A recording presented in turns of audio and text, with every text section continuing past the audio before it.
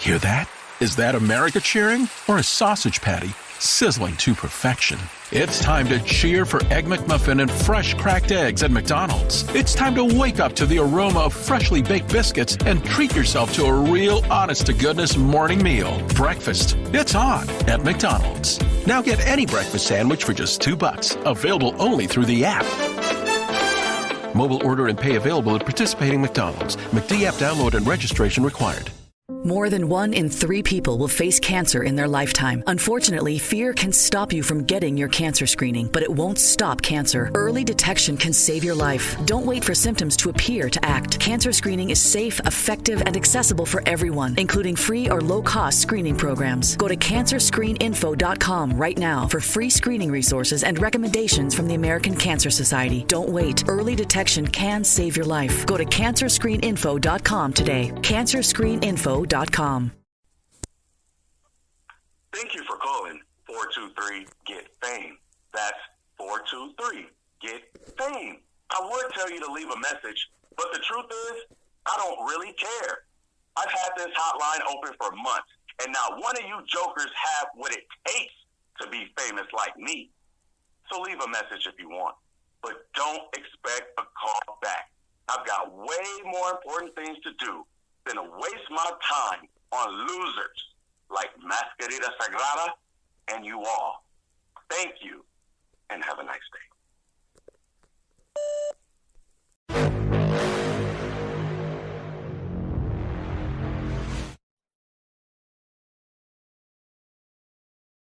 Hey there, folks, and welcome to Season 2, Episode 24 of the Grave Consequences Podcast, which is a part of the Social Suplex Podcast Network. Thank you for listening, folks, on whatever app you are listening on. Check it, give us 5 stars wherever you download your podcast. Rate, review, subscribe. 5 stars is always appreciated, and quite frankly, it's well earned. My name is Caleb Baldwin. Follow me on Twitter at IamCalebB. Follow my co-host and producer and friend Greg on Twitter. And editor. And editor. Yes, at XMaserati.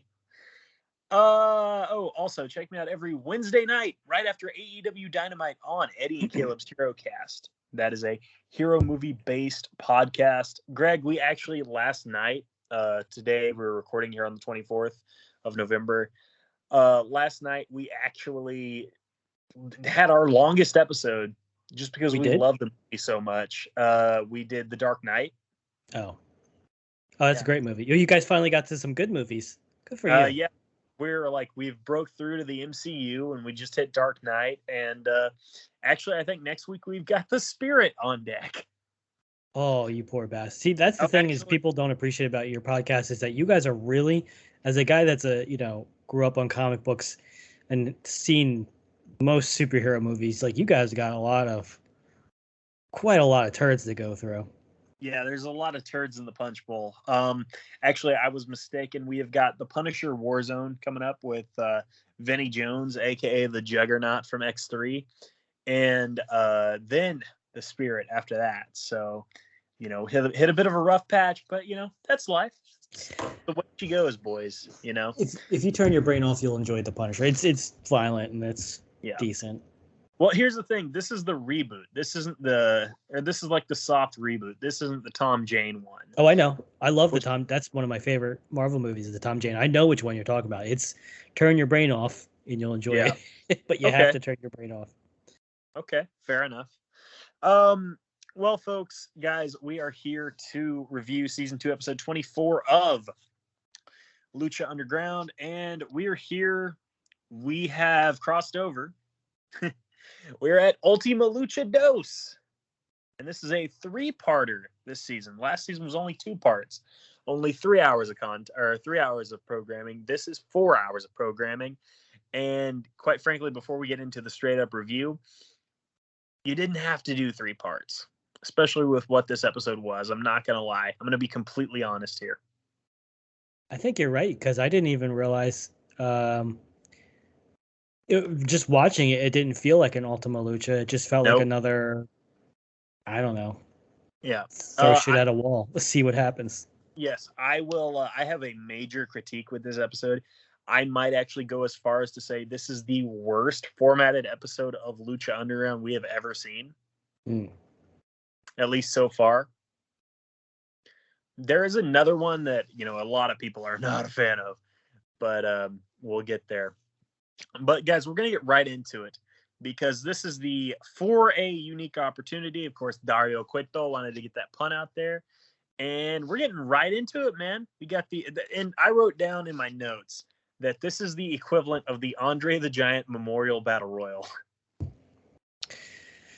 Yeah, I think because WWE, and I'm very critical. I'm very critical of WWE. I never pull my punches with the things I think they do are wrong. But yeah, I would actually argue, and even though I like this episode, I think more than you did, I would actually argue that even though the Andre Memorial is fluff, I can't think of a better way to describe it. It's just something they put together to make it sound grand.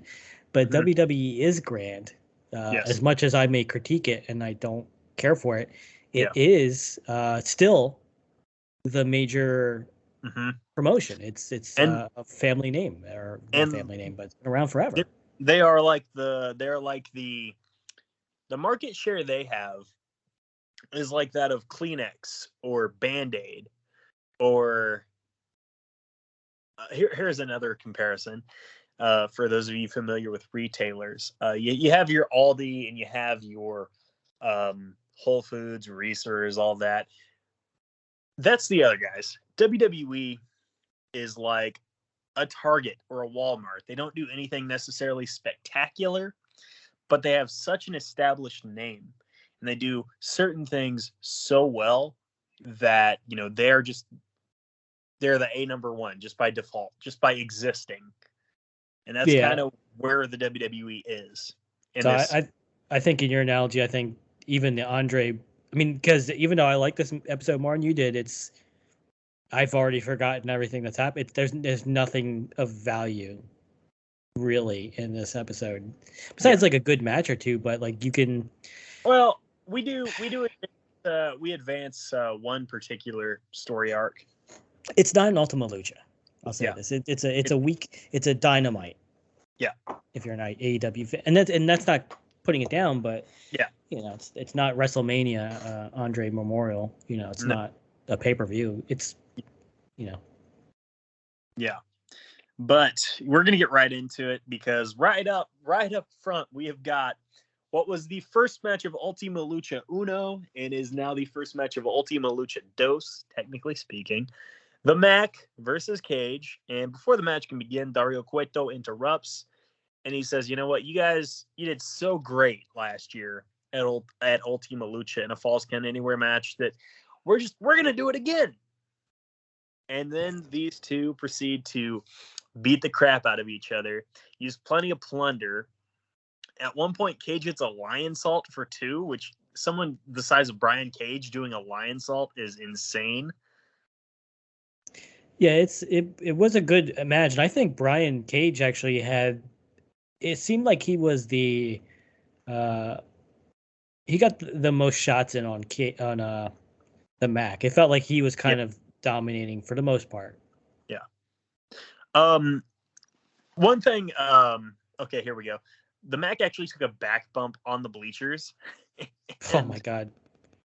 It was insane. And another thing, they actually brawl into the office of Dario Cueto, and Dario is smiling, but the Black Lotus, aka the dumbest character in Lucha Underground history, is very much concerned.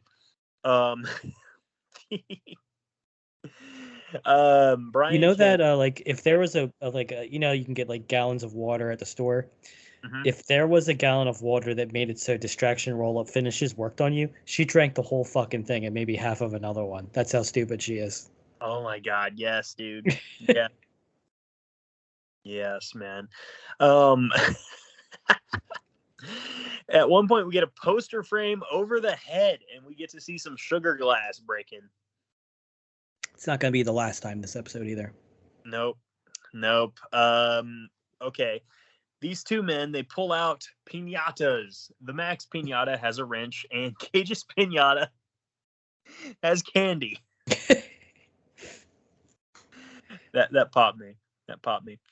And Cage actually counters a stunner attempt from the Mac, who signified it, with, splashing the beers together. But Cage counters it and literally hits him with a stop sign. This was the best match of the episode. Yeah, for sure. A frog splash from the stands through a table, and Cage kicks out. This was, dude, anyone like the size of a normal adult male human being, so like around 200 pounds, maybe 180, whatever the case may be, coming at you with a frog splash is insane enough. But then someone the size of Willie Mack doing it, just a little bit scarier. You know what I'm saying? Yeah, and I think wrestling, I think the indie scene did kind of hurt wrestling in the fact that too many people were doing too many moves that should finish a match. Yes. Because a big man landing on you, knocking the wind out of you, sometimes you can go to the hospital because you can't breathe. I mean, I've seen it happen. I saw someone get powerbombed in phys ed class. They kind of, dude, I just want so bad for someone to lose to a frog splash. I mean, that's Eddie Guerrero literally won a WWE championship with it, and it's wild to think that that's not even like in our wildest dreams. That's just not possible nowadays. It is wild. It's a grown man landing on you and crushing you, and in a lot of cases, these aren't small guys either. Like it's like you're getting 200 pounds on you. How big Mac would probably? I'd probably need to go to the hospital. Yeah, and that's not a fat joke. Like Mac is a big guy. Yeah, it's just if someone my own size landed on me, could do some damage. You can break a rib. I mean, I think one of the things I liked about the Kenny and Hangman match, and I won't drone on this too much, but there was a lot of brawling in there, and I think brawling helps fill the space where other indie moves sometimes get thrown in. Like it's like, oh, let me do a powerbomb, let me do a burning hammer, oh, let me do a poison rana. It's like, come on, that's you were dead 3 moves ago. Yeah, no, you're not wrong, dude. Speaking of being dead here and finishes and everything, Cage, he's making a callback here. He takes out a cinder block. He's going to do the curb stomp through the cinder block, but he slips on the spilt beer, and the Mac rolls him up. What a smart finish. Honestly, I don't hate it. I really don't. People see these in WWE, these type of finishes, and they go, wow, that's lazy. They just wanted to protect someone. It's just like, and to me, it's just like, no, it's like situations happen. People will lose fights like this in situations, whether it's like do you remember the Jose Aldo and Conor McGregor fight? I might not have even seen it. Okay, well, Jose, this was like, I think it was a unification bout. I think Conor may have been like an interim champion or something. And it was like 15 seconds because Jose Aldo hit him and he slipped, and Conor hits him, takes him down, knocks him out. Conor wins the fight. It's what you're saying is true. You can't deal in absolutes. You can't never have a distraction finish, but you can't always just have that be the thing that happened. Like the thing with Big E beating Austin Theory. Austin Theory with a distraction. He shouldn't need to do that because he's the champion. But this, like, you're absolutely right. This thematically it fit because it's beer and it's the Mac. It made Mac look clever, even though it was a lucky. But they also had gotten their moves in. Like it wasn't like it was stolen. It was a flash pin, but they both looked great in the match. Mac took a or not Mac, excuse me. Mac took a beating. Like he was the receiving end. Cage, even though he lost, he's not losing any, credibility here. Yeah. No, you're not wrong. So after this, we've got our next match of the night. The other 2 parts of For a Unique Opportunity. We've got Tejano versus Son of Havoc. Oh, by the way, I forgot to mention the episode title, as those of you that can read will know. 4 guys, 1 opportunity. You probably know what it's playing up, but I guess look up 2 Girls, 1 Cup if you don't. But do it anyway in case you do remember. Yes, definitely. Tejano and Son of Havoc. This match should have opened because it was weaker. Yes. Even though I enjoyed it, I kind of, it wasn't. And I like the bar props. I really do. I like the Boyle Heights bar fight. It's a cool name. It's a cool concept. The props are cool. It was very high. It was a very fun match. Like you said, it kind of reminded me. Do you remember when I think it was Al Snow, and I think maybe it was Bossman were fighting in a bar on like Sunday Night Heat, or maybe it was a pay-per-view. But we're talking like the late '90s, like when the wrestling. Occasionally they would go to bars and fight. In the local town. Yeah. That's what it kind of reminded me of. Like, it doesn't really matter who wins. It's just a brawl. And it was fun. Yeah. Well, speaking of winners here, Son of Havoc gets the win, and Tejano gets a back full of sugar glass. Did you? I missed the finish, and I didn't want to rewind to find it. How did he win? SSP. Oh, okay. Not bad. Not bad. Yeah. And I mean, they beat the shit out of each other. Like there's no other way to put it, You know what spot I want someone to do? Yeah. I want someone to hold mouse traps on their chest and then do shooting star press and land on the other guy. Oh, Jesus Christ. Yeah, or like those little popper fireworks. Wait, so you're saying like me, the guy who is supine, I sneak some mousetraps onto my chest and then you land on them? No, the guy jumping, doing the shooting star, he's holding him like while he like onto his chest, but facing the other guy. So okay. He lands on him, they pop. Oh my God. That's great. Hi, I'm Thierry Henry, and I invite you to listen to The Last Days of Maradona. It's a podcast where we will reconstruct the last moments of Diego Maradona's life. For many, November 25th of 2020 marked the death of a god. But throughout this series, we will discover that the person who died was just Diego. A father, a son, an idol. The Last Days of Maradona, a Spotify original podcast. We hope you're enjoying this podcast sponsored by U.S. Bank. U.S. Bank has had endless stories of taking side gigs to the next level. Their recipe to success is simple, providing the support and partnership you need, just like a family member would. Bringing you that peace of mind that is much needed, but also sprinkling you with confidence to strive for greatness. Because the sky's the limit, and they'll make sure you get there. U.S. Bank. We'll get there together. Back to the episode. Basically, the more you make a wrestling match like a Looney Tunes cartoon, the more you're going to win me over. Well, here's the thing, like, and we saw it in the indies before, but then like we've seen it on Raw where like they have these street fights and they'll break Legos out. Yeah. So it's like it's not out of the realm of possibilities for something like that to happen. We just need to get it out to the right guy. Also, by the way, folks, at the end of the episode here, we are going to debut our season 2 new gimmick concept. So last season we had the multi-level marketing match. And this season, we got something a little more special, in my opinion. Well, I had another one, too, for next season. But I'll tell you. I was going to say, let's not blow our load. Let's save that for season 3. Maybe we save that for Ultima Lucha season 3. So that would come out in like a year. We'll have to run it by you because it is kind of... This one is really stupid. But it makes me laugh. Okay. All right. Well... We can workshop that, and you will let me know, and I'll let you know what I think of it, and we can come to a mutual agreement of some sort. I think you'll like it, but I don't know if it'll see the air. Yeah, it may not, but we'll see. We'll see. But hey, we've got our main event of the evening, and here is why I say this shouldn't have been like if they were going to do 3 parts. Maybe they don't do this tournament in one night. It's because you've got the Mac versus Son of Havoc. And Dario's like, hey, we did one Falls Count Anywhere match. Why not another? That's bad formatting.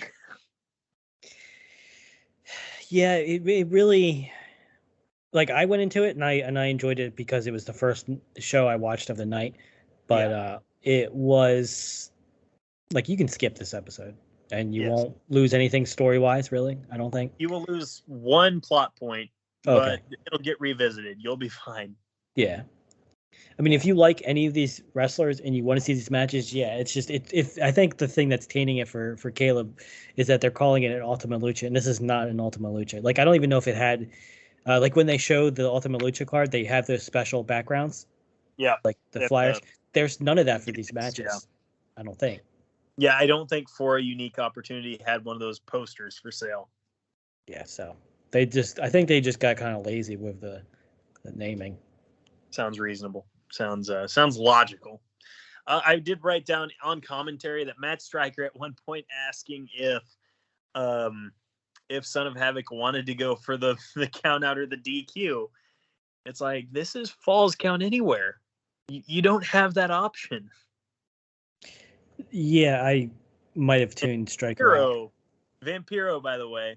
Yeah, you're best to tune them out right now. Vampiro, by the way, answers, but he answers a completely different question. As he is wont to do. What question did he answer? It wasn't anything related to, and he, like, here's a chance for Vampiro to own Matt Stryker and be like, hey, you idiot, it's no DQ. But Vamp's like, no, these two just want to beat the crap out of each other, and, you know, the violence and brutal, and just like, that's not actually far off from what he said, is the thing. Yeah, he's, as an announcer, you know. Yeah. Yeah. Vampiro might win my vote for most disappointing in our retrospective in season 2. Yeah, because he has a wealth of knowledge in his head. He's been around. No matter what you say about his career, like, he was a successful wrestler in WCW. Yeah. Very, very good look and gimmick, and it was over when he was out there, and even afterwards, he made money. He was touring. So he has intelligence in that head. He has some wisdom. Yeah. He just uses it for evil and narcissism. Yeah, I mean, yeah, no, he's a wise guy. He's very traveled. I mean, at one point he was like the bodyguard for Milli Vanilli. So it's just like, you know, he's tough. I think I tune him out because he always says like, oh, that's so much like Krav Maga. And it's like he threw a punch. He's like, yeah, you gotta do that. It's like Krav Maga. It's like, yeah, it's a fight. He's fighting. I don't know. Yeah. Vampiro's so full of shit, man. Yeah. But hey, Son of Havoc. And by the way, this match was fine. It's a stunt brawl. It was the third best match of the night, quite frankly. Son of Havoc wins after a long shooting star press. And Son of Havoc wins the unique opportunity, and we come back from the break, and Dario Cueto congratulates Son of Havoc. And Dario Cueto says, we've got 2 briefcases here. Briefcase 1, $250,000. Briefcase 2, there's a contract for a Lucha Underground Championship match at Ultima Lucha Trace. So the season finale for not this season, but the season after. And Son of Havoc doesn't have to even think about it. He says, I want the title shot. And Dario says, well, you know what? That's good. You'll get your title shot as long as you win one more match. And at this point, the crowd, kind of jeers and everything. And you can hear one fan in particular yell out a very loud bullshit, which that always pops me when one guy cuts through. Most likely a plant, but whatever. Dario then says, like I said, you got one more opponent. Out comes Famous B, and he's introducing his new client. He says, Son of Havoc, you look like you could be sick to your stomach, but have no fear because we have a doctor. And Dr. Wagner Jr. is debuting inside the temple, and Dr. Wagner Jr. could come out of this $250,000 richer, and most likely should, because Son of Havoc has been through the ringer. Yeah, this was the part of the show that I didn't like, just because, and it's Dr. Wagner's good. Yeah. Just because it's too stupid. Like, you're going to get a title shot and you have to wait all the way till the end of the next season. What is that wrestler going to do? That's a long time. Yeah. For a title shot. It's too much. So it's like, okay, whatever. Yeah. So like, and also I don't want to see Havoc fight the champion. And like, is he gonna win? No, and it's just take the money, right? Well, no, I want to see Havoc fight the champion, but I don't want him to see it happen so inorganically. I want it to like be built up. I want, to see the journey. I don't want to, go from step one to the end of the book. You know what I'm saying? Yeah, and even though he went through 2 guys, or if he went through 3 and he won, that's a long cool off period. Like I was not upset, but it kind of sucked that Hangman went away. They timed it perfectly, but it was kind of a long time for him to be gone when he's going to have a title shot against the champion. Like I think a month or 2 at the most. Yeah. Well, there were extenuating circumstances there. Yeah. And good on AEW to give him that time to be a dad. Absolutely. Yeah, I'm just saying, like, for this, like, we're talking like a full year at least. Yeah. It's too much. That's stupid. Yeah, I mean, they could have figured out ways to fill the time, but they went another route. By the way, Dr. Wagner Jr., at the time this was released, was 51 years old. And he was ripped. Yeah, he was ripped, dude. Oh, by the way, Wagner gets the win. Crowd's just pissed off. And Brenda's celebrating. Famous B's celebrating. And so is Wagner. Wagner's $250,000 richer. And Son of Havoc does not have the Lucha Underground Championship match at Ultima Lucha Trace. Sad day. Well, with that, folks, that is the end of the episode. We're going to grade this right quick. Far and away, in my opinion, the worst episode we have done so far, or reviewed, rather. We've done worse episodes, quite frankly, but the worst we've reviewed. I'm going to give this a D-. I'm barely passing this show. And I'm passing it because of that first Falls Count Anywhere match. I'm not going to lie to you. I'm gonna give it a C because you can take it or leave it. Yeah, but and like you had kind of alluded to, this is not Ultima Lucha. Like this is just whatever. That if you had said this was like the week before the go home to Ultima Lucha, it'd be like, okay, that's fine. But no, this was not an Ultima Lucha show.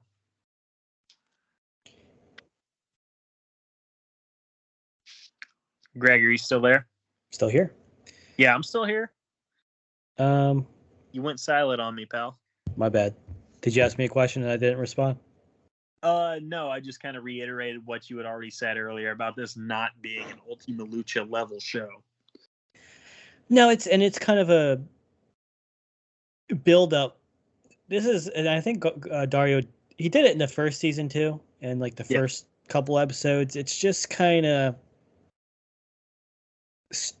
him just being a dick for no reason. And he's a bad guy, but it's not knowing what the unique opportunity. It started off like a meme joke, right? Yeah. And then it got serious, and then it just became like a authority figure, playing with themselves basically, like over the other wrestlers. Like it just, who's his appeal to? This is back when people were, and it's still, Lucha Underground was still doing it better than everyone else. But this is when everyone was just like, oh, we gotta do Austin versus Stone Cold, or excuse me, Austin versus McMahon. Yeah, that means McMahon fucks him over every single day. It's like, come on. Yeah, WWE was doing it again with the Authority at their worst. TNA had heel Dixie Carter and then heel Jeff Jarrett and Karen Jarrett. I'm sure Ring of Honor had something going on that nobody was watching. Whatever. I mean, that's, whatever.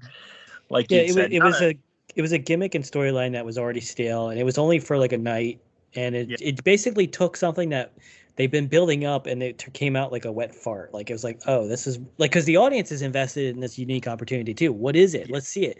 And it's a lot of money. All right, it's a title shot, but the title shot like I said, killed me because I'm like, a full year? There's no way he's getting that. That's stupid.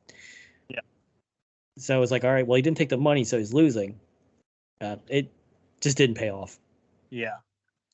Yeah. Well, folks, that is the show. But before we get out of here, something that is better than For a Unique Opportunity. Greg, you and I, but mostly you, have come up with the greatest new gimmick match, the greatest since the multi-level marketing match. Would you care to elaborate what that is, Greg? Yeah, what it's called is the Hell on Earth match. And it's nothing completely new, but it's a different take on quite a few different matches put together, and it's thematic. It's a Hell on Earth match. The only way you can win is by putting your opponent in a coffin, in a stretcher to go to an ambulance, buried alive, or get them lit on fire. It's a post-apocalyptic scene. You can't win by pin, submission, it's fall counts anywhere. You got to make sure your opponent doesn't get back up. The fire option is maybe not all the time. And I'm not even sure how we can get the pyro working, because I was thinking having the ropes on fire, but then that's harder to get out of the ring. But it's just an option. If you can find a way to put your opponent on fire, you win. But buried alive, coffin, or ambulance for the most part. And not only that, this is also a rumble, if I'm not mistaken. Oh yes, you can. There is no limit to how many wrestlers can be in there. We can have you can have a parking lot full of ambulances. You could have you could do it in a cemetery. Just have a bunch of buried holes, and you drop something there. Yeah, open plot, and just you got to bury them, and you got to get the dirt on them. You can't just drop them in. You got to bury them alive. Yeah. Only way you leave is by dying. Yes, absolutely. So, season 1, we treated you to the multi-level marketing match, and we have just now treated you to the Hell on Earth Rumble. And folks, season 3, we're going to have something hopefully even better. We're going to give you one new, unique, truly unique gimmick match every season. And that's what you get here at the Grave Consequences podcast with Caleb Baldwin and Greg, last name redacted. That's what you get here. And we thank you for listening. And God bless you. And I'm going to do something a little special here on my sign off. And I'm going to say that, if you have to watch a unique opportunity episode, and, kind of sucks. Not going to lie, kind of sucks. So maybe you just need to hear a compliment. And you're going to get it from old KB here when I say, nice balls.